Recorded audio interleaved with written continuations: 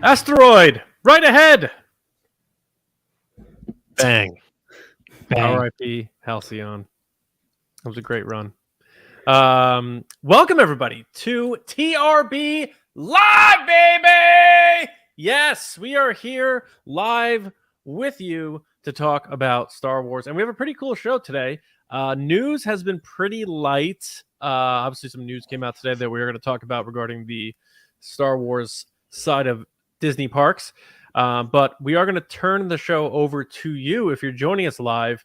So if you're interested and you're in the comments and you're chatting away and you have a Star Wars question that's interesting, fun, whatever, that you would like us to answer on this episode, just make sure you put hashtag Ask the Resistance in your comment with your question so we know that you want that question used on the show. And we're going to go through them and answer as many as we can and have some fun talking Star Wars. And with me, as always, I'm John. With me is James and Lacey. How you guys doing? What's going on? I'm doing pretty good. Excited to see what kind of questions we get tonight. Yes. So ask away. Yes. Lacey, what are you doing? Nothing. Just enjoying the sounds of my daughter screaming in the next room. So I apologize in advance if you can hear it. But yeah, I'm excited to talk Star Wars with everybody. Yeah, I can't hear it, so hopefully nobody can hear it. Don't worry about it. It's all good. Mhm. That's part of real life. We have kids. We have real lives. But we are here now in the base with everybody to talk Star Wars and have a good time. Before I do that, I just want to remind everybody that this Tuesday, someone in our Discord already wrote, "Is today the day?" I was like, no. This coming Tuesday, May 23rd, is Make Solo 2 Happen Day, which means we're going to hit all of our social media apps. And if you love Solo and you want to see them continue on the plan that they were originally planning on doing, which John Kasdan revealed is something about the Hutt cartel and all the crime syndicates fighting each other and Han and Chewie being swept right up into the mix of that, working for Jabba, then use the hashtag #MakeSolo2Happen on Tuesday as many times as you want. It's free to post on social media as far as I know. So just tweet away, Instagram away, Facebook away, use that hashtag. Let's keep our eyes on the prize. And that is a smiley young Han Solo face, ladies and gentlemen, because we don't want him to be the same face every time. You got to push down harder, John. You're holding it with your finger, so it's keeping it from turning. Oh, wait. Okay. Everyone on Not audio. one time. They didn't do it. So They audio didn't make people, Solo 2 he happen. kept trying to turn the face and was hitting his finger, which was keeping it from turning. So no, for audio people, it worked the first time. Yeah. So I have the little mighty mugs, which can change the facial expression, and I tried actually less than 12 times. So in the spirit of Han Solo, We each have one. John has Han, James has Lando, and I have Kira. And my daughter took Kira from my office, and it's downstairs, and she brings it up to me, and she goes, "Wah, wah," and I have to press the face and go, "Wah, wah," wah, every time it changes the face. So that's cute. It's quite delightful. I keep those things as far away from my Daisy as possible because she will.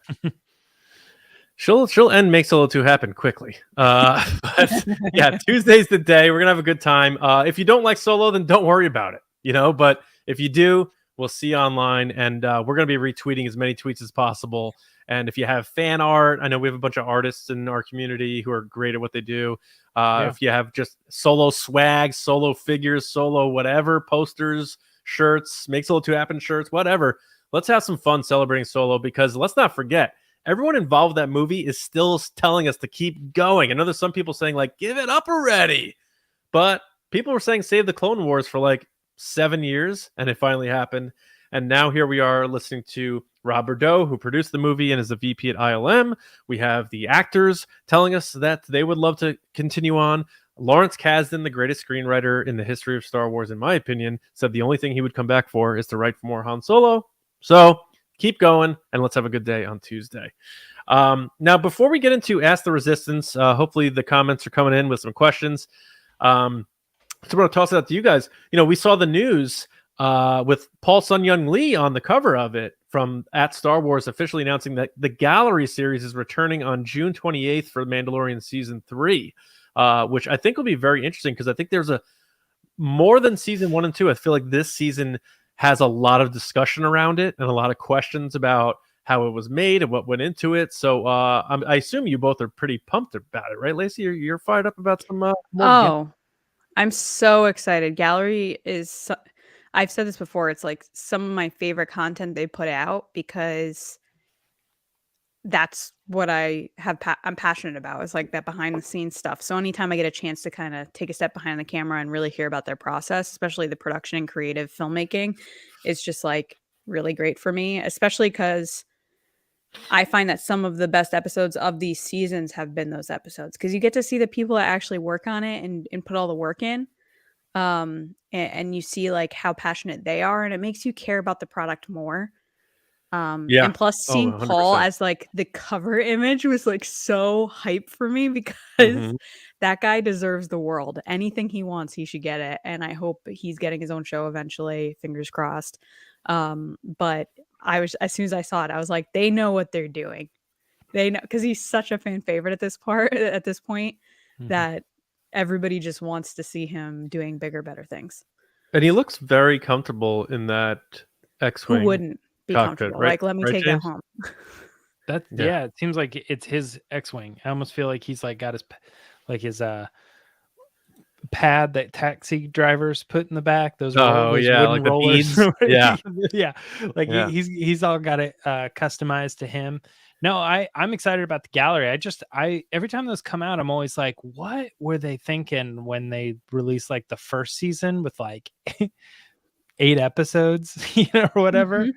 Like, why was that different? Were they expecting it to be like from then on, like they were going to go into all these different things, and then they didn't pick up like they thought. So they're like, oh, let's just condense them to one. Season 2 had 2 episodes, if I'm not mistaken. They did everything up till the final, and then they did a special one for the final. And the Mark one, right? Had his own. I think it depends on the subject, because they had like 1 episode just on the volume. They had 1 episode on this. So it's like, once you do all that in season 1, how different is it going to be for season 2? That's a good point. Yeah. So I don't know. I just thought it was kind of interesting. They did like a ton for that first season, and then they did 2 for the second season. Now they're doing 1 for the third season. But I don't know. Yeah, but I'm excited. Obviously, like these things are always really cool to check out.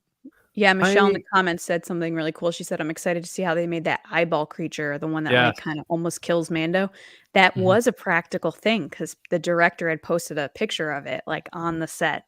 So I agree. Yeah, it's all rather interesting. I don't know how I would feel about. I loved every part of the season 1 Gallery series, but I do feel like it was a lot, and we did, I think, full Mando fan shows on each of them. But at the same time, sort of like you're saying, like the one and done, I felt was like, oh, I want more. So I wonder if there's a happy medium in there somewhere where they can give us like maybe 3 episodes or something. But if the content calls for it. So if there's a full episode on the Anzellans, I'm okay with it. And with everything that's happening at Disney Plus, just today we hear that they're removing stuff. Willow's getting pulled off, sadly. And even people at Lucasfilm or affiliated with Lucasfilm, like Amy Ratcliffe, tweeting like, "Oh my God, they're getting rid of Willow." It's definitely a bummer. So our hearts go out to, you know, John Kasdan and the whole cast and crew. I feel like they got a raw deal with that. So that's unfortunate. Keeps happening to him. Yeah. And it goes to show about the, you know, element of physical media. You know, let people buy this stuff if they want it. Let people speak with their wallets if they want beyond a streaming service. And let's not forget, when you buy physical media, it usually comes with a digital copy that you can own on a hard drive. So it's a bummer. The fact that, you know, going forward, whenever it's going to happen, I won't be able to watch, you know, any of the Willow series again, because I actually enjoyed it. I know a lot of, you know, there are people that didn't, but it's unfortunate. So the Disney Plus stuff is definitely on a little bit of rocky ground. So hopefully they can figure it out, and hopefully most of Star Wars and Lucasfilm stuff make it through the clouds, because on the flip side, on the good side, all the Indiana Jones stuff is coming to Disney Plus at the end of this month. So that's really cool, especially for people who need to catch up, who may not own Indy or don't have Paramount Plus. You get to watch all 4 movies in preparation for Dial of Destiny, and they're bringing the Sean Patrick Flannery series that George Lucas produced from the 90s about young Indiana Jones, which I think they're renaming. It was called the Young Indiana Jones Chronicles before, and now it's the Adventures of Young Indiana Jones, I think. But it's the same old show. And if you haven't had a chance to check that out, I've always liked Sean Patrick Flannery. People might know him from a lot of things, but Boondock Saints. He was in some of the Saw sequels, and he's been in a ton of stuff. But he does a pretty solid job as a young indie, like River Phoenix did in Last Crusade. But so what do you guys? Scary though with the physical media thing, because I'm someone that always buys physical media. I have multiple versions of multiple movies. Like I have the DVD, then I have the Blu-ray, then I have the 4K. And I remember, I forget who it was, but there was a director, I'm blanking right now, that said that like movie media right now, like Blu-ray 4K, is never going to get any better than it is right now. And he had said that he goes around, he bought multiple Blu-ray and 4K players in his house that are like brand new in the box just to have, and then buys multiple copies of movies so that no matter what happens, he has a copy, because he saw where things were going with digital and where it was progressing. And he's like, I don't want to lose my access to these things. And we're seeing it happen with these companies. And the thing that's frustrating to me is with this Disney decision, as well as the Warner Brothers decision, is it's always coming down to money. Is that they're taking these and they're cutting them, and they're using them, either they're cutting them based on like licensing, or with Warner Brothers, it was a tax write-off. And it's just so difficult to watch something that people put a lot of time and effort and creativity and love into get pushed aside for money. And it's very frustrating. And as a fan, you just want to own it and watch it and like support those projects, and you can't. And it's just scary that at any moment they could just decide, you know what? We're shutting down Disney Plus, and then everything's gone. Like they have that power to do that. And there's something that's a little scary, like on the edge of a cliff type feeling with it for me. Yeah. Cause I've heard of a lot of people just getting rid of all their DVDs and stuff just for the sake of shelf space and, you know, that sort of thing. I mean, I got rid of all my old VHSs when DVDs came around, and I have boxes in my garage of all my DVDs. I haven't used them in a while, but I have them. Now, James, I know you're not a big on physical media anymore, but does stuff like this make you like say like, you know, maybe it still is important? No, not really at all. No. Yeah, I don't know. I guess I just have such a strange view on like art. Like I'm not really too big on trying so hard to hold on to this thing because it could be gone one day or whatever. I'm like, just enjoy new art. They're making new art all the time. So if something becomes obsolete, I don't want to say that it's irrelevant, but it's like a piece of art can just be let go or lost to time. It's not that big of a deal. Like honestly, like I talk a lot about how like some of these Star Wars TV shows feel like I watch them and then I'm like, you know, I'll talk about them and diagnose them, or not diagnose them, but you know, break them down. But I hardly ever go back and watch those shows because there's just too much there. And I don't know how often I really go back and rewatch a lot of these movies and stuff. So if I wanted to watch a movie and it just wasn't available, I'd be like, okay, well, what else is available? And there's like, you know, billions of hours of other content that you can get into. I guess the only time it's a bummer is when like, I don't know, like you need something or you want something, you're trying to show somebody something and you don't have access to it, you know, but I still find that most of the time, like you could buy it or you could get it somehow. It's just not always like free because you're not currently subscribed to said service or something, but you could if you wanted to get it. I just don't understand why the option isn't there for people. Yeah, and I think there's also a bigger issue here, and I know this came up a couple months ago with Matt Damon, where he talks about like now because the physical aspect has been removed from a lot of movies and TV shows, it's hurting the chances from some projects even being made because they can't deliver on the box office or the streaming numbers that they're looking for. Whereas before, if you put out a movie or something, especially a movie, into the movie theater and say it didn't deliver on box office, that wouldn't be a problem because then it would deliver on home box office. So there is kind of an element of business there.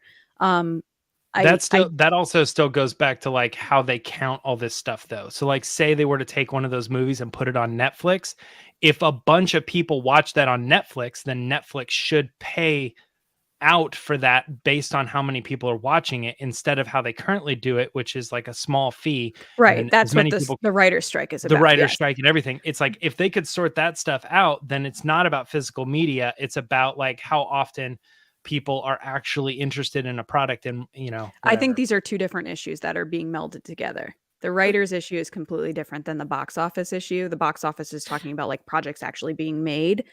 But I think in general, like the idea of like media ending. So like Laserdisc or VHS when Blu-ray came out or DVD came out, dead media is different. I think the actual piece of art, the film, the show, whatever that is, should live on despite what the physical media that it's played on is. And I think that's the problem I'm having, is that just because it's on Netflix or it's on Disney Plus, it doesn't mean you shouldn't have access to those things to buy or rent or borrow from the library. I just feel like it's erasing history when you decide, hey, I'm just going to remove this. Yeah, and also don't forget about the fact that they've done it already. They can make edits to this content whenever they want. And they already have. Yeah, well, I just said that. They've done it already. And I'm not saying all the edits are bad, but sometimes they change things, you know, based on social climate and all this stuff. And so one of the big things they did for Netflix was 13 Reasons Why. They edited out the big kind of death scene of the main character, which is the driving force behind the whole series, because people were uncomfortable. But the whole point of the show was to show that so that people knew the ramifications of said death. They just removed it from the show, so it doesn't exist anymore. Yeah, art isn't designed to be smothered if someone finds it uncomfortable. Some art is supposed to make you feel uncomfortable. So and that was the point of this, is it's supposed to, I feel like art is legitimately under attack. And I know that is definitely part of the writer's strike. And we can go down tangents about AI, and we're not going to do that right now. But it's a very uncertain time right now. I would just like the option to go to Best Buy or Amazon and buy The Mandalorian on Blu-ray if I would like to. That's all I'm saying. Yeah. And George's whole thing too was kind of interesting as well. Like he put out a piece of content and then he like changed it, and he pulled it back and said, "Oh, this is my content. I want to change it, and then I want to put something else out."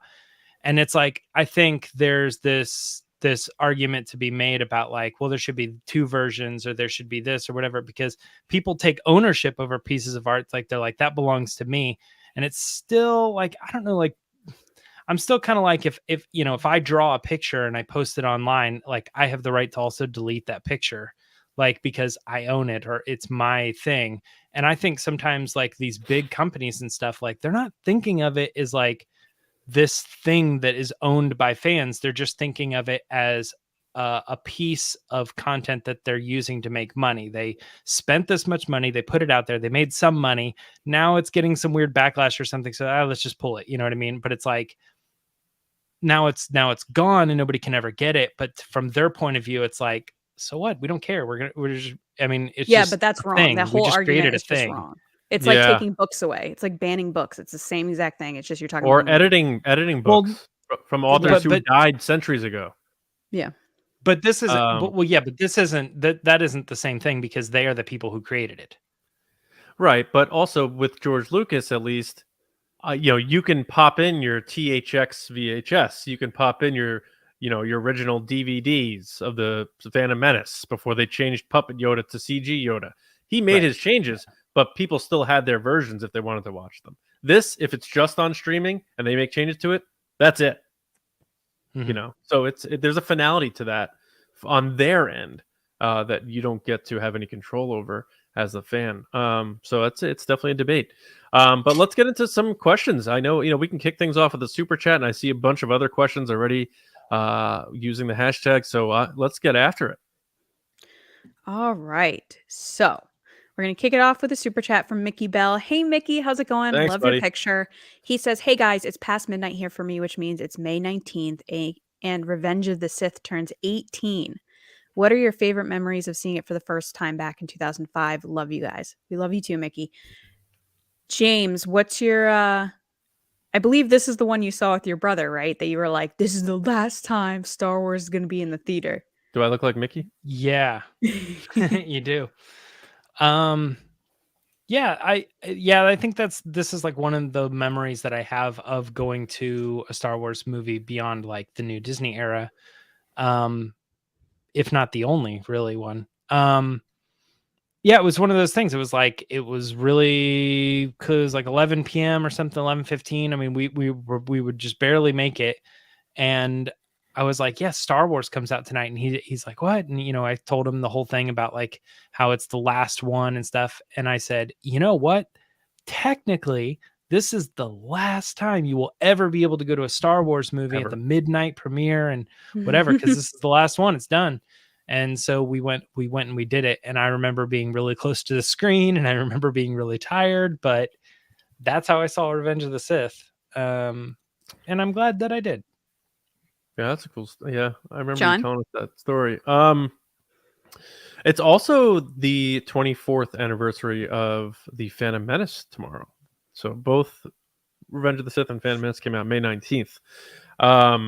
But for Revenge of the Sith, my memories of seeing it, I just remember watching the movie and the entire movie. And I know I've said this before, but sort of like the joke that came after in Hot Tub Time Machine, I was waiting for Anakin to like lose more limbs or get burned or to, like, do something throughout the movie, because there were a lot of like close calls for him throughout that movie, especially like when the elevator's falling and he's hanging on the ledge, and like there's all these things that you're like, oh my god, is something bad going to happen to Anakin here? You know, the other shoe's going to fall at some point because he has to turn into Darth Vader, but you weren't sure how it was going to happen. Would it be slow? So I remember just being so anxious about how they were going to do it with Anakin in terms of his transformation and his turn and how he would need the suit and all that stuff.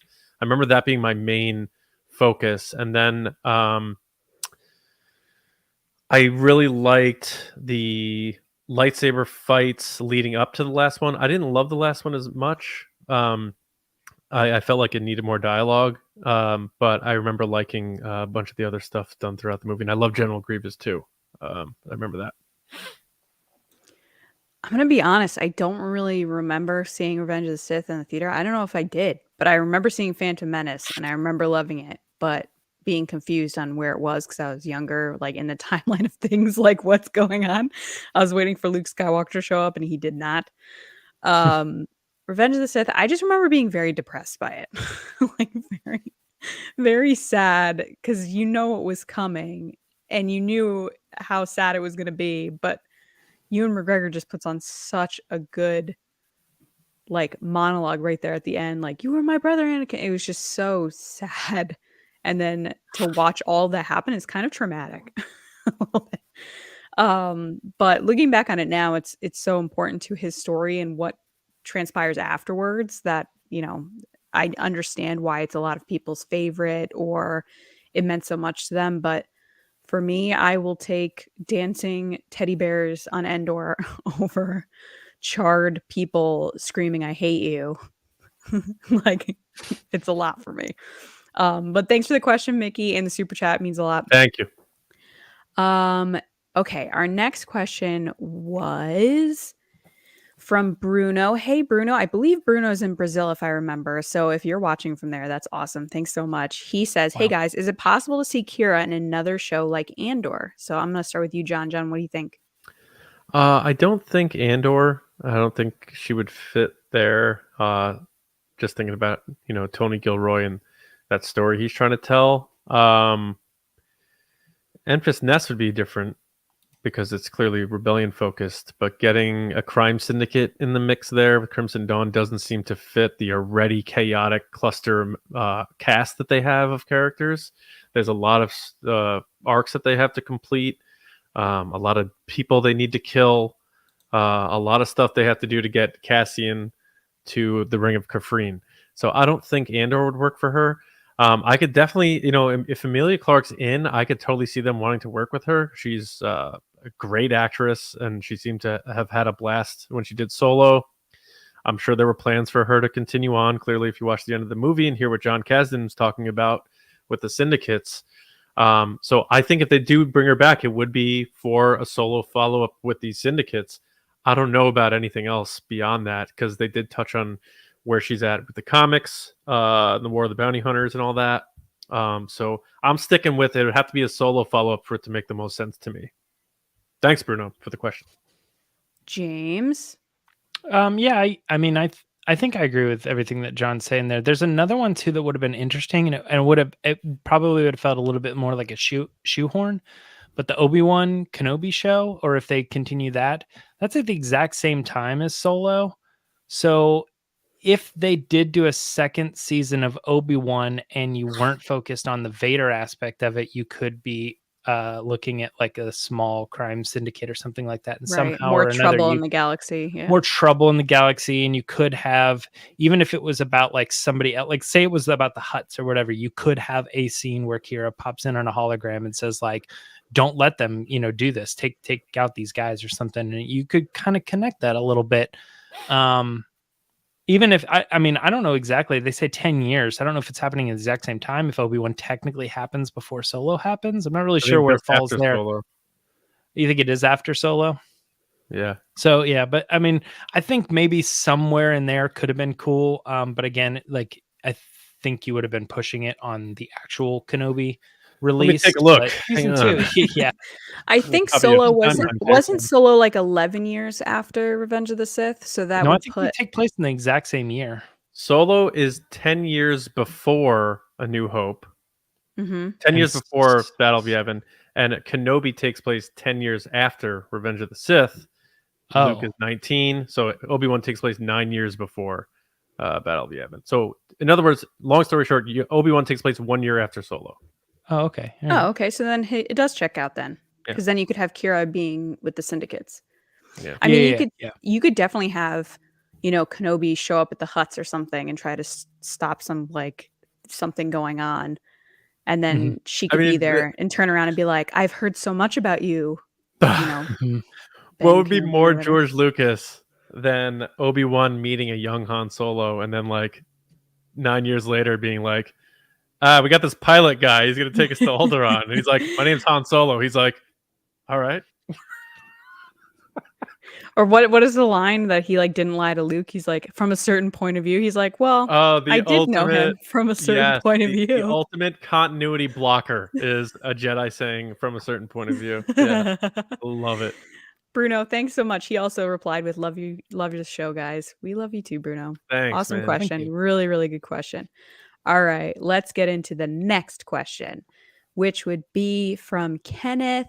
What up, Kenneth? He said, have you guys been up to date with the canon Star Wars books, comics, and video games? I'm going to be honest, no. The most up-to-date thing I have is Star Wars timelines. Yeah. I'll let John and James chime in now. I don't read the canon books. And not because they're not good. I've never been good at reading Star Wars fiction or canon. It's just, it doesn't hold my attention. When I read Star Wars books, usually it's a reference book. And for reading, I'm usually a nonfiction reader. Sometimes I'll read a mystery, but I can't read Star Wars for some reason. It just never works for me. And video games, I still gotta find time to start Jedi Fallen Order. Yes, I said Fallen Order. So not for me. I started it. It was about you. too hard. It was too hard. I couldn't do the jump things where you like climb up one thing and then you have to jump to the next thing. And then I gave up. I played a bunch of the Lego. Star Wars Skywalker Saga. I played a bunch of that, and even I let my son play around with it, and that's really fun. But I try to keep up with canon just from watching the story modes and that sort of stuff. So I know like what happens in Fallen Order. I just didn't play it, so I don't know if that answers that question, Kenny. But James, I know you read more of the books than we do. But you don't play the video games though, right? So funny enough, I would say that I'm probably the most up to date with the video games. Because the comic books I kind of stopped with and just kind of loosely follow what's going on there. With the books, I'm sort of up to date. And actually, the Jedi Battle Scars book came out. I finished that. And there's going to be a video up on the channel on Sunday where I talk about what happened in the book. So if you haven't read the book, I'll give you like the basic story and kind of talk a little bit about how it connects from Fallen Order to Survivor, because it's the middle story between the games. And then that connects to the game. So because of that, I also sort of started Survivor, not playing it, but watching the gameplay of it. And obviously I'm not very far on that, maybe like 2 hours in or something like that, out of like, who knows how long that game is, probably 18 hours or something. So I'm barely in that, but I'm enough to know like kind of how the game starts, because I needed to connect it to Battle Scars. So yeah, look for that on Sunday, and that's currently where I'm at. Awesome. Great answers. Thanks, Smith. Next up is Mumbo Jimbo. Oh, I like that name. Yeah, great name. He says, ask the Resistance, will Ahsoka Mando 4 be the Filoni movie as Empire Strikes Back is to the Return of the Jedi? So I guess he's asking, do you guys think this next Filoni movie, which is the big culmination movie, will it be more probably darker than the other movies? Because everyone's thinking it's an heir to the Empire movie, right? Right, yeah. So is Jimbo saying, will the Ahsoka series and the season 4 of Mando be like Empire, and Filoni's movie be like Return of the Jedi? Is that what? Is that what he's saying? I totally misunderstood.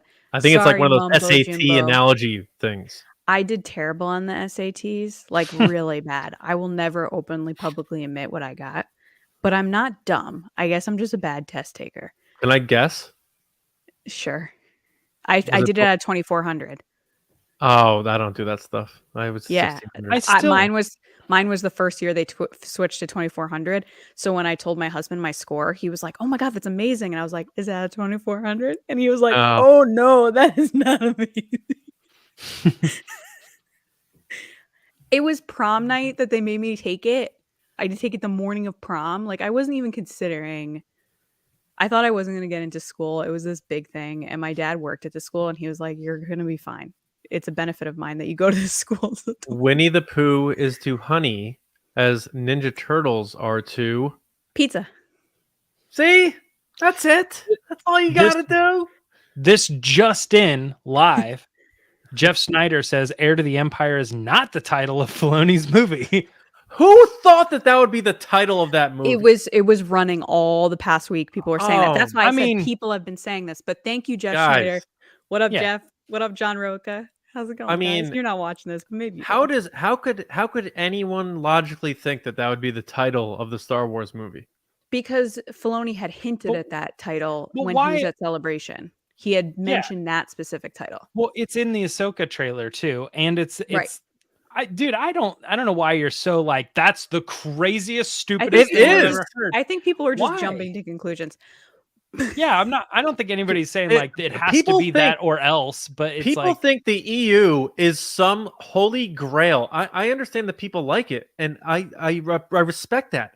But Lucasfilm is not taking this stuff.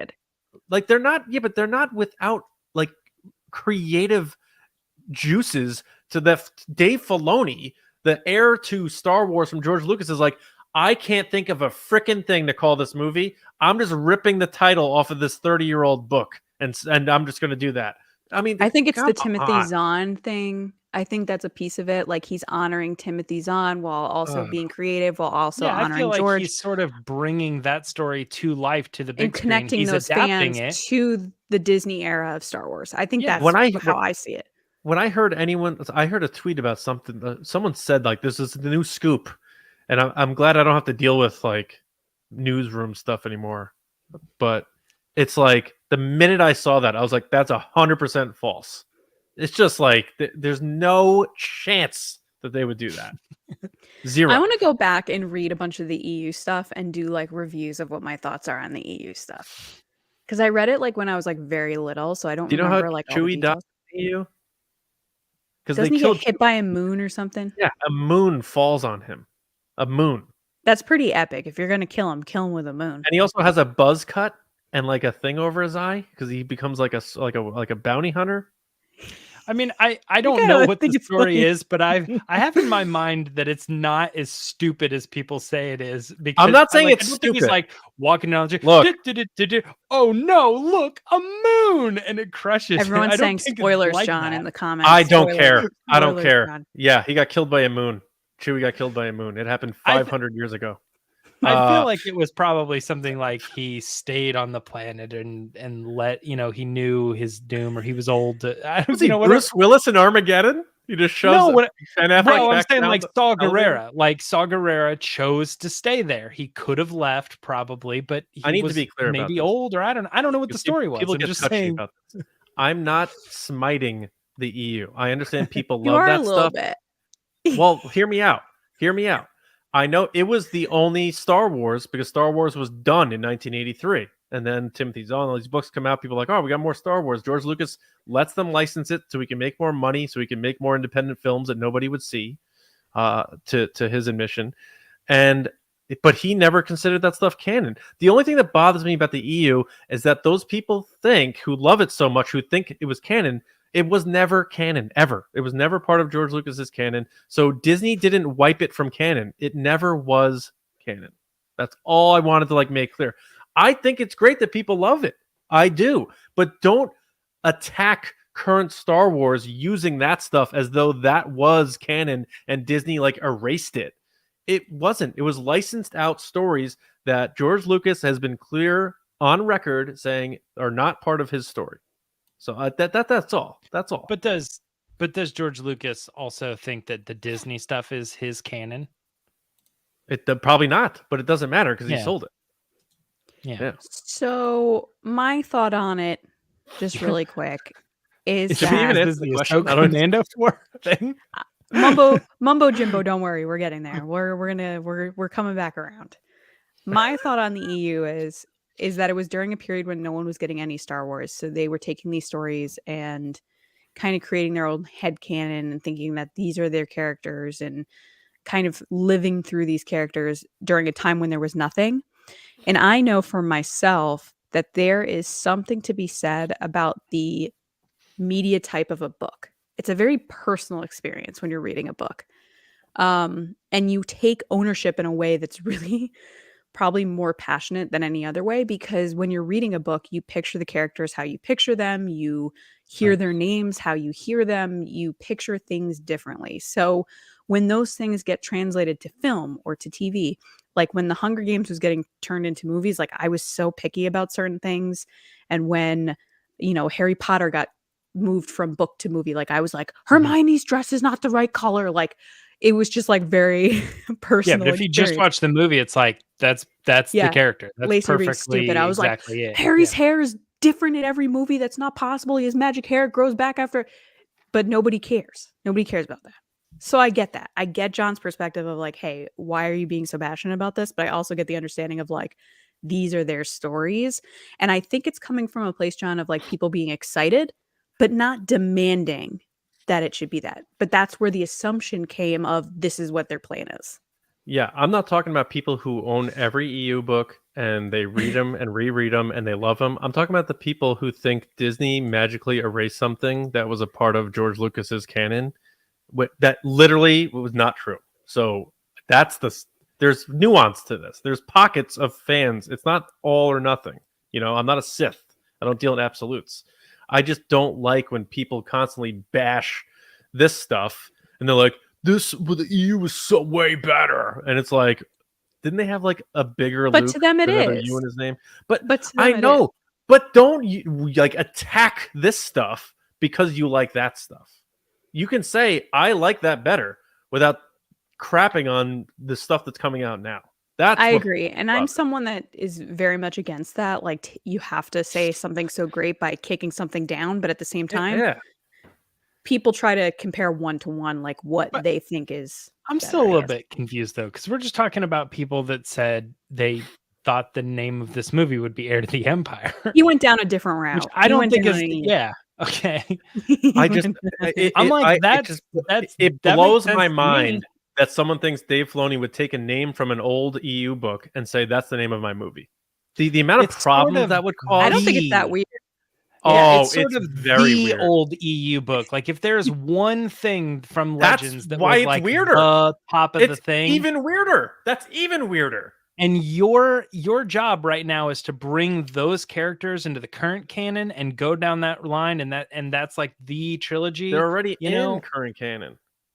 I know, but it's like the person that's been making that happen because of those stories. I don't think I get where you're coming from. I don't think it's as crazy as you're saying. Dave Filoni finally gets to make a Star Wars live action movie, and he's gonna just rip a name off of a 30-year-old book. Yeah, but also maybe think he's of a this. fan of it. Yeah, maybe he's like, dude, I'm gonna add these characters in because I'm the biggest Heir to the Empire fan, and I get to make the movie. I get to make the Heir to the Empire movie. Call me crazy, then. I thought that was one of the dumbest things I've ever heard. That people thought that would be the name of his movie. The minute I saw it, I was like, 100% false. There's no way people actually believe that. So the past few weeks have been rough for John with movie talk. He's been like, Ben Solo cannot be mentioned. And then he's like, this movie cannot I never said that. Don't start that, because now you're going to get people clipping this out. I never said Ben Solo cannot be mentioned. I said that he's dead. And he is. He literally disappeared on screen. He's dead. Leia waited for him to die, and then she disappeared. Why are people confused about that? He's dead. Rey's movie is going to be called The Heir to the Empire, and the heir is going to be Ben Solo when he comes back from the world between worlds. My face will melt like Tot and freaking Raiders of the Lost Ark. And I'll be sitting in the theater like, it's happening. And John's just going to be like, I got to go. Rest in peace, Star Wars. It'll be Fonzie jumping over that shark with the water skis. So where are we at with this question? Jimbo. My understanding was the first thing that Lacey thought is Ahsoka and Mando 4 sort of the saddened setup for the happier Filoni I said movie. It backwards, James. What you just said is right. I had read it backwards. I said, is this the Return of the Jedi to us? Like, I said it backwards. Yeah, okay, gotcha. Yeah. I'll let you guys talk first. Go ahead. I'll just quickly say, I don't think Mando 4, I think whatever this movie is, all those shows are going to be done with the show versions heading into that movie. I don't think Mando's ending at season 4. So I'm going to say a quick no. I think there's going to be a Mando season 5 at least. Which supposedly it's delayed. Yeah, I know. But I also think we're getting more than one season of Ahsoka too. So I think Filoni's movie's a bit down the line. So my quick answer, Mumbo Jimbo, and thank you for allowing us to have fun with these rants, because it is all in fun at the end of the day. It's a lot of mumbo jumbo from us tonight. Mumbo jumbo. I do think that there's going to be more from both of those shows before Filoni's movie. Yeah. And my answer is, I don't think that they would.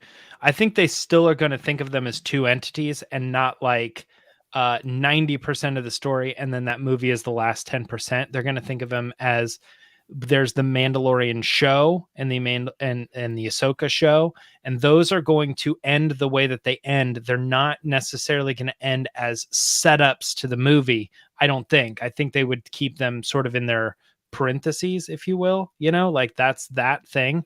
And then just the same as Marvel does, like you have character stories, Captain America movies, Thor movies and stuff, and they live in that world. But then when they do get together, it's not like their movies were complete setups. They left on a cliffhanger just for the next movie. It's more like those movies have their endings and they have their purposes inside of their own bubbles. And I think that's the case with these television shows.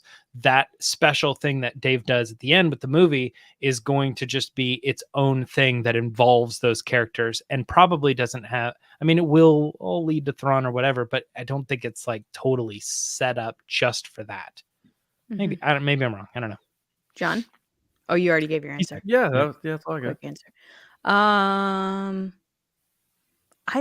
honestly am kind of waiting to see how Ahsoka goes before I jump to my conclusions about where the series is going, because Mando season 3 went in a direction that I didn't even assume it was going to go. Like, I thought we were going to be in a very different spot at the end of this season than we ended up at. So I'm like super hyped for Ahsoka because the trailer looks epic and it looks like a lot of big lightsaber battles, which I'm all about. So I'm interested to see what happens, but Mumbo Jimbo, let us know what you think. I'm excited to hear. Thanks for the question. Your thoughts. Yeah. Next up is a super chat from Brad. Thank you, Brad. First, he did this, which was by accident, which is his first super chat. So thank you, Brad. We really appreciate it. He then said this. He said, so stoked I get to be here live, working and parenting. Ray just turned 2. Oh, your daughter's name is Ray? Very cool. I love that. Living on the West Coast usually prevents me from being here, but here I am. Woohoo, TRB fan. Woo-hoo! What up? So he just said, what up? John, what up? Thank you so much, Brad. What up, dude? What up? What up, Ray? What up, West Coast? Gold Coast? James, what up? Nothing much, man. Brad, nothing much. I feel like hanging out, talking Star Wars. Kendall Roy in Succession. Yo, dude, what up? I have no idea. Let's seal the deal. Let's make the deal. Let's make the deal. But Brad, I have to say, nothing much here. However, I am still reeling from the Starcruiser announcement today, which we haven't really talked about, which I am not going to lie. When I first saw the announcement on Twitter, I was like, this has to be fake. And I had to like triple check it. And then I immediately sent it to these two guys in our Discord with like caps. Oh my God. With like 50 G's being like, what? I couldn't believe it. I honestly thought they would probably do more of a discount. I know we're already doing a 30% discount, I think, for Vacation Club members and cast members. So I was just like, why not make that discount open to everybody? But I guess they're doing an all or nothing type thing. But man, I'm not going to lie. I've watched a lot of footage, especially from like people like Ordinary Adventures that really do a good job on showing you what the experience is like. And we were having conversations, or I was having a conversation with myself, kind of convincing myself like, hey, maybe we should do this next year. Like maybe on May the 4th was, I think, something I had thrown out weeks ago being like, hey, maybe we should do this next year. This could be something cool. It is expensive. Look, I'm not going to defend that price tag at all because a lot of content creators that got to go to the preview went for free. So when I read their articles and I read their reviews, I was like, it's hard to take it at face value because they got to do this for free. It's just a different experience and you're not going to be honest or bash it when you're going for free. And I don't think I saw anybody being honest except saying, hey, I wouldn't pay for this, but they didn't say anything else about it. Whereas someone like Ordinary Adventures, they've gone multiple times and they paid for the experience twice. So I take it at a different level because I'm like, oh, they've put their money forward to experience this. I myself who have paid full price and were like, I'm going again. Absolutely. Right. And my own friends have gone, like DJ Elliott went with his wife, Lindsay, and he loved it and said it was the best thing. He said the one thing he critiqued it was like, hey, they have to do adult only cruises because the kids kind of get a little distracting. He's like, so it'd be nice if they did adult only ones. That being said, like, I looked at it as a really cool opportunity for someone that really wanted to be immersed into the story. And part of me is like sad that I'm never going to get to even have the chance to experience it because the price tag is just not something I can rationalize, especially having a kid. And it's tough, like how are you supposed to do this with, I'm not living in Florida. So you have to pay for the travel there and you have to, take off time from work and do all these things. And like, I'm happy for people that have that opportunity to go do it. But I find that for me, it wasn't an easy sell and or convince to be like, yes, I'm going to go drop $6,000 to go do this. Because regardless of whether you went with 2 people or 4 people and split it, which often people argued for, like, oh, you should just split it. It still ended up being like $1,200 to $1,700 a person to go on this. And that's like a whole Disney vacation. For 2 days. Yeah. And like the last day you get continental breakfast or something. So you get like a cup of Fruit Loops and like a piece of cantaloupe. No, it's just like I look, you go back to the episode when we talked about this thing when the prices came out. I annihilated this thing because I was really upset. I even might have been, I don't know if I was out of work at the time, but like, you know, just I applied it to my real life. I applied it to people I know who love Star Wars, who would love an opportunity to check that thing out. They way overpriced that thing, and it's not up for debate anymore. It's ending because people couldn't afford it. So it's just factually proven that they outpriced their market. They described it as a premium boutique experience. The word boutique and premium, those words are saying expensive without saying expensive. Yeah, and it's closing because they couldn't sustain it, and the people weren't coming back for enough. People weren't coming back for second visits and stuff, and it's just like, and the way I understand people who loved it and it seemed cool. I also heard from people who got to go for free, multiple people who said they would never pay to go to it. Right. Off the record, they said this. Yeah, they didn't say it on the record. Yeah. And I just find it. I saw someone put it perfectly on Twitter. I forget who it was. It was just like a Twitter account that, like, it's not anyone of influence. It was just someone had a great observation. They said, "I would have loved it if they made this thing more like open world, where I don't have to be at dinner at 5 for a show. I don't have to go to a line dancing thing. I don't have to do this at this time. I don't have to go to Galaxy's Edge at this time. I can just walk around and do whatever I want and be in Star Wars on this ship." Sean from Schmodown had retweeted that. He said, "This is exactly what I wanted." That's just the experience.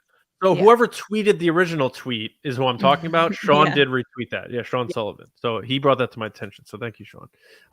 But I just feel like they didn't go all the way with this thing and how they designed it. If you look at it, it looks, like I said when this first came out, it looks very easily convertible if it doesn't work out under the Star Wars brand, and they could just turn it into a space hotel. I said this a long time ago, and they might end up doing that if they don't demo the thing. But I didn't think this thing was going to last at all, and it didn't. And I knew that. Look at the economy. People are having a hard time. People are losing jobs. It's been a rough couple of years. I'm not going to sit here and blame the pandemic for it. The thing opened a year or two ago. It just, I think it was just a misfire. And it doesn't mean people are like who loved it shouldn't have loved it. I'm glad that people loved it. Kendall Gelner, one of my favorite Star Wars fans in the world. He listens to our show. He supports us. He wore a whole High Republic outfit for it. It was so had cool. The time of his freaking life, and I'm so happy he did. I just didn't think like this thing would survive, and it's not. And I am bummed for the people who love it and people who have trips booked and they're going back and all that. I hope they get to go one more time. I think it was just a bit of a misfire. And then what really ticked me off was when they used that book to promote it, and they had Han and Leia go there, and it made me like think of like Luke like out there now that it's canon, that Halcyon thing. I don't know how they're gonna like write it out, but I could picture Luke being like, "Well, I'm sure Han and Leia weren't on that thing when it blew up." Like the reverse of Return of the Jedi. But it's just the whole thing like put a bad taste in my mouth. It was way overpriced, and normal people who love Star Wars would have no shot to go to reasonably go to that thing for a 2-night stay in a crammed little jail cell. And I don't know. My quick thing is just I was totally with Lacey. I thought obviously overpriced. But what they could have done was just lower it and lower it and lower it until they reach that point and that they meet the people are coming and we're getting regular people. It's still expensive, but we're getting enough people to fill the voyages each time. And then that's the price. But I understand there's probably more to it where they go, well, if we lower the tickets to that price, then that's not enough money to justify how much we're spending for the actors and the food, you know what I mean? And all the other stuff. to keep to manage the facility or whatever. So there's probably some sort of like they messed up when they first built it because they were expecting this price point to be their like 50 points or whatever, you know, on their markup or whatever. So they can't drop below, or else it just doesn't make sense. And we should be utilizing our money and assets towards other things. Anyway, all that being said, I thought they were going to lower the price and we would, you know, eventually get to go. I'm surprised that John ended up being right on this, that it just didn't end up happening. And they just are going to shut down the thing or turn it into something else. I could see them turning is into a like bummer. I could see them turning into like a character dining situation or meet and greet area. But I think a big piece of this too, which we talked about when it opened, was, you know, obviously this opened with Chapek, not with Iger. I don't know how involved Iger was before he left with it. You know, these things are years in the making before they even announce them. So the thing that was a little bit of disappointing to me about this one in particular is a couple of the things that they have there, they were supposed to have in Galaxy's Edge, and they basically put it behind a paywall, which was like the Kylo Ray fight. That was my other point. Yeah. The roaming droids, the creatures that are dressed up in full makeup and stuff. I'm hoping that from this situation, which they already said that a lot of the cast members are already going to be placed elsewhere, I'm really hoping they're going to take those elements and bring them into Galaxy's Edge and make it more of an immersive thing where you have people walking around. You bring back the Rey Kylo fight so that people can watch it. Because they did all this work and they have that cool extending lightsaber, which is still very cool to watch open, but then you clearly see her put it down for a different lightsaber. So, I would love to see that stuff go more back into the parks, which was initially promised when they opened Galaxy's Edge, and then they took that stuff away. Or like if they don't make it, you know, Space Voyage and not with the Star Wars branding, and they drop the price, make it a Star Wars themed hotel, just like the Pop Resort or this resort at Disney, and price it just like those, and just make it a Star Wars themed hotel. It doesn't have to be canon. Not everything has to be canon. We know we're in a theme park. I know I'm in a hotel. You put me in the back of a U-Haul truck to take me to Galaxy's Edge. I know I am not actually in Star Wars. It doesn't matter how many drugs I get to possibly take. I understand I'm at a theme park. It doesn't have to be canon. Make it a Star Wars themed hotel. Make it look like the Cantina. Make it look like the Death Star. Just drop the price. Let me stay in that hotel. Or if I want, I'll go stay in the Pop Resort or the other themed resorts that they have based on other movies. And then away you go. Because it'd be pointless to destroy it. They can still use it for something. There are a couple things that make me think like they could do that. They could like dock the Halcyon so you could go visit. You know, it could be part of the park or something. You could go visit it. You could walk around it. You could participate in a couple things, and it just becomes like a free thing. But you're just like, you know, you're wasting your day at Walt Disney World if you hang out there all day. You know, or it could whatever. be more like a launch bay type scenario where you go in and you have other stuff there. But the other thing that I was going to say about the canon, and I'll do this really quick because I want to get to other questions. But like, I didn't like that the stuff that they were doing with it was canon, because and I use Toy Story as the example, but like if this were a Toy Story themed hotel, you wouldn't be able to say that part of like this hotel is Toy Story 5. That's the story. And you only get Toy Story 5 if you go to this hotel. And then the next movie after that is Toy Story 6. And you missed out on 5 if you didn't pay to go to the hotel. That's how I felt. And like, but Toy Story is not like that. So if they did a Toy Story themed hotel, I agree with Disney having luxury events. If they want to have like a $5,000 dinner with Sleeping Beauty, you know, and you get to sit and you can ask her questions, you know, whatever, like that's fine because it's not part of the story. But the one property, no, I don't want to say the one property, but the biggest property they have is this thing that where all the events are canon. So they put part of the story behind this ridiculous paywall and just said, if you can't afford it, sorry, you don't get it. And it's not the same as just getting to meet Chewbacca. It's like Chewbacca went on a crazy adventure and you'll never know. We're never going to tell you. You're never going to get to experience it. I thought that was just frustrating. Yeah. It shouldn't have been like that. As a cool kind of behind the scenes thing, my day job has to do with like construction. And I saw this the other day on social media as a company that I guess we've worked with before, and they called the Starcruiser Project H was its code name, and they said that they put 5,700 square feet of terrazzo tile with brass inlay into the floors. So I could imagine they're probably not going to demolish this thing. I think they're going to take it and do something with it. They're not going to just get rid of it. They've spent a lot of money on it. Yeah.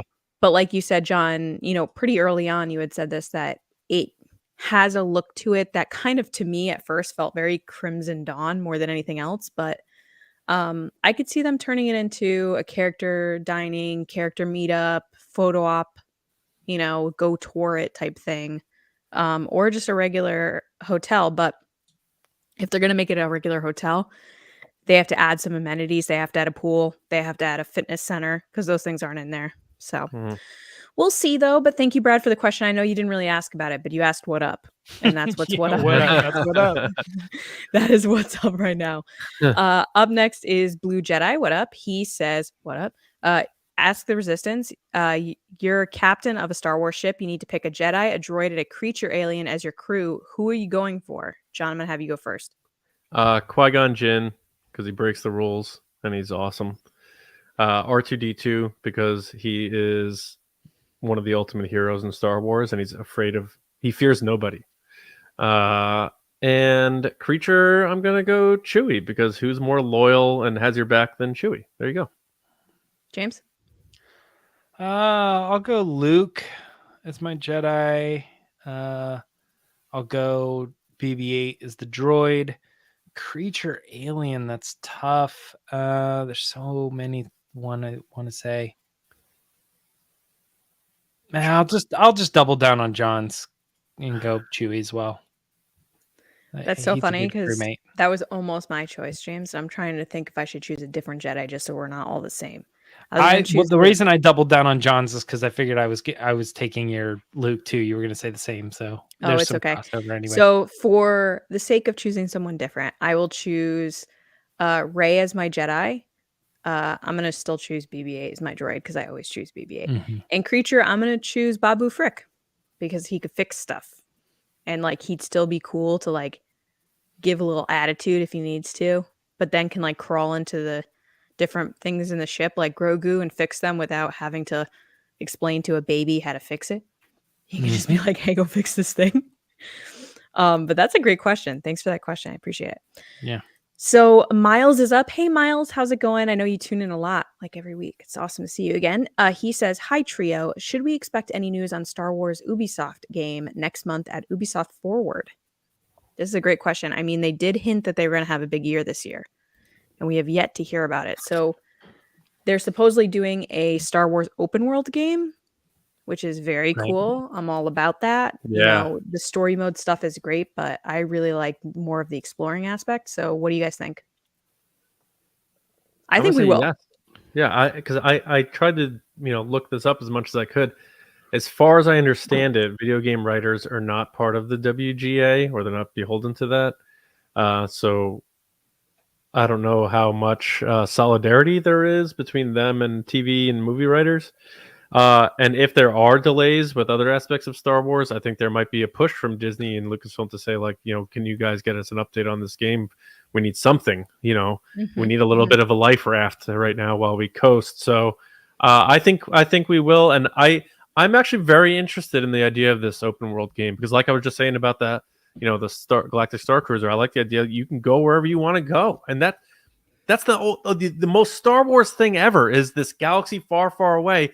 It's this vast thing that you can go anywhere you want. Anywhere. Yeah. There should be a video game where you can do that. And so I'm very down with this. James, what do you think? Do you think we're going to get an update on that? I think you're right that the last thing we heard from Ubisoft was that they were excited about Star Wars this year. Big year. Yeah, big year, something along those lines. So I think you're probably right that we could get something. I don't know necessarily about Ubisoft Forward or anything like that. Well, but they're 3, so yeah.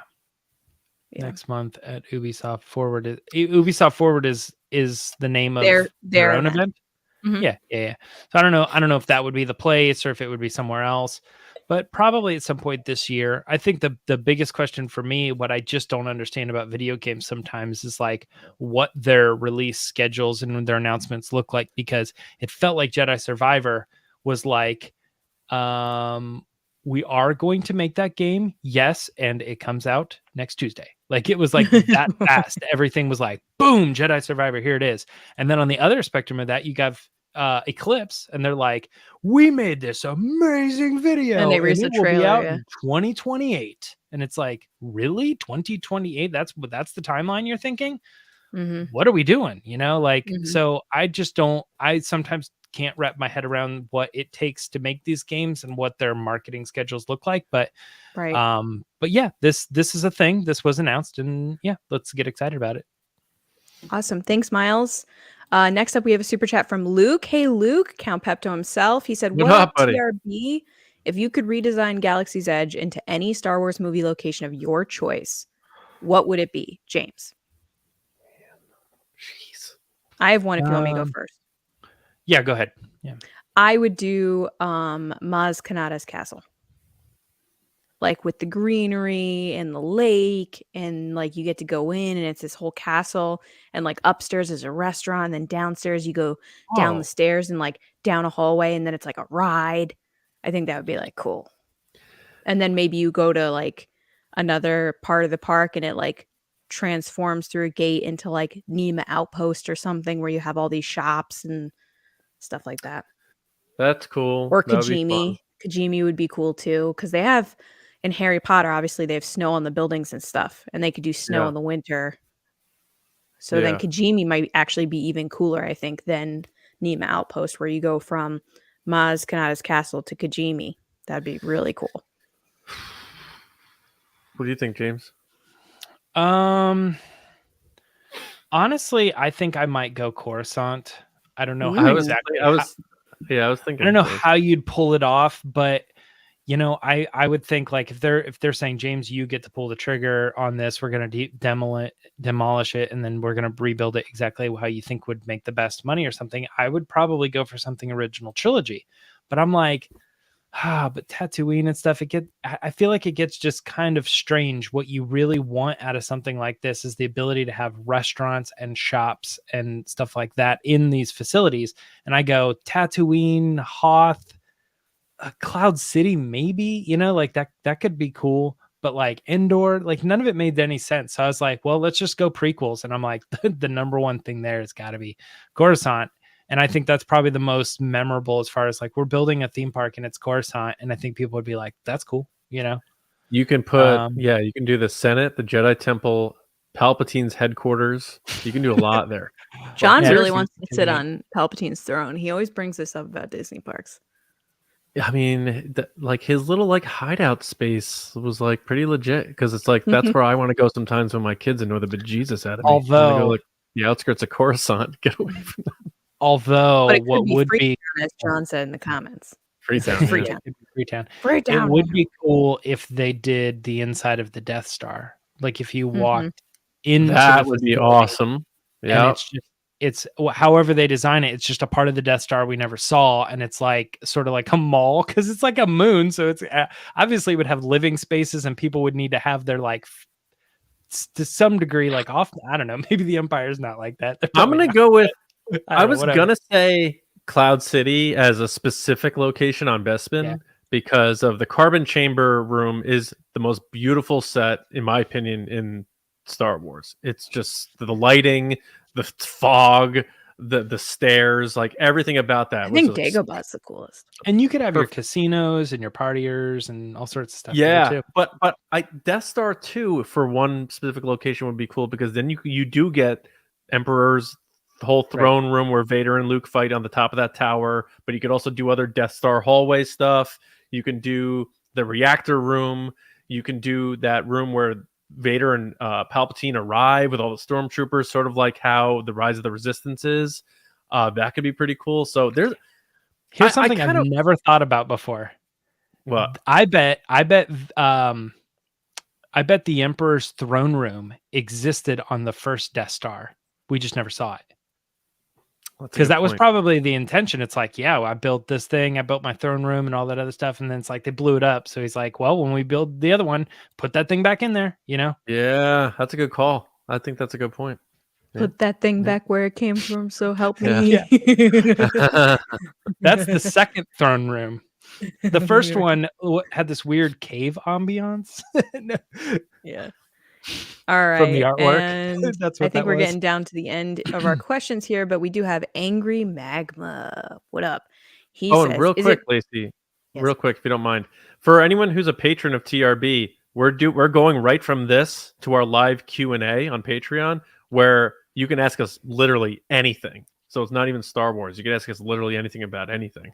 So if you are a patron and you're not exhausted yet, head over there in a bit. We'll meet you over there. And if you aren't a patron and you've been thinking about it, it's a good time. Our Q&As are good stuff. So patreon.com/resistance. A lot of mumbo jumbo this episode. Angry Magma's up. Angry Magma. So he says, is it possible Luke Skywalker appears in Ahsoka? James, what do you think? Possible? Yes. Likely, I don't know. Not so much. I don't think they're going to use him in Ahsoka because I think there's a lot going on from what we've seen in the trailer. And I think they're going to keep it to her story and like moving forward after she met Luke rather than going back. Like my question would be like, why would she go back to Luke? I don't think she would. She'd probably try to keep him out of it so that he doesn't get pulled back in.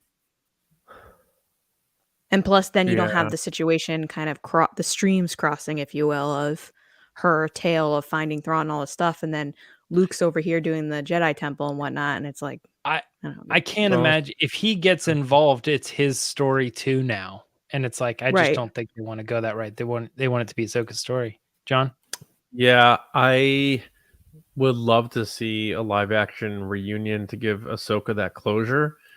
I think because of this whole movie announcement with Filoni, all the speculation I've been trying to do on how these series are going to go is out the window because I think everything's going to have its closure and finality in that movie. And I think they're going to save that big moment where Anakin speaks with Luke. Obviously, he sees him at the end of Return of the Jedi, of course. But he's going to have some sort of moment and scene together, maybe even with Ahsoka in that movie. So so all audiences get the chance to see it. Plus, you get to put more budget into Luke to make him look even better. So I think they're going to show us Anakin in Ahsoka. They showed us Luke in Book of Boba Fett with Ahsoka. They sort of, they just miss each other. I think they're going to save it for the movie, and we're going to see Anakin and Luke and Ahsoka in the movie together. I think that's a good answer. That sounds awesome. It almost sounds too exciting so that like now that is out there, that thought, it's like what we actually get will be disappointing. You know what I mean? And it's going to be called Heir to the Empire. It will be. Angry Magma replies with good answer, John. Makes sense. Thanks for the question, man.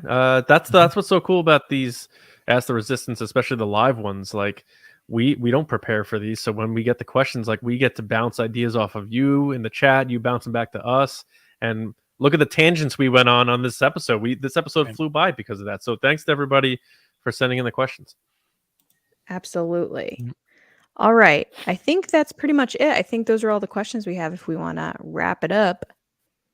Yeah. So thank you to everybody who joined us live or anybody who's watching or listening. Thank you so much for being part of TRB. We hope you enjoyed the discussion. We covered a lot in a short amount of time, so we hope you enjoyed what we were able to tackle. If we weren't able to answer your question, save it if you dig it and bring it to the next one, or send it to us on Twitter at TRB Podcasts. With the hashtag, and we'll get it into a future show, whether that's live or not. But just thank you to everybody for making us a part of your weeks. We're 2 episodes every week, and the fact that you listen and watch us means a great deal to us. There's a lot podcasts to choose from, and if you choose us, we thank you. It really means a lot to us, and we don't take that for granted. And we were talking about Patreon. I got to give a special thank you to our generals and spice runners and all of our patrons, but shout out to our generals and spice runners: CARMELO, John RISI, JETTA, ROSEWATER, Frank Grande, saw him in the chat, Darth HURICANE, Nick KRATZ, Christian Morales, Brian Smith, Matt CHITTY, DANI, Mike Ramori, Matt HEATH, Brendan McLaughlin, Count PEPTO, Sneaky Zebra, Aaron Ellington, Micah Harrison, Colin Cormier, ASLAM, Jolton, Jedi DiMaggio, who I believe revealed himself as Tommy, and Diana.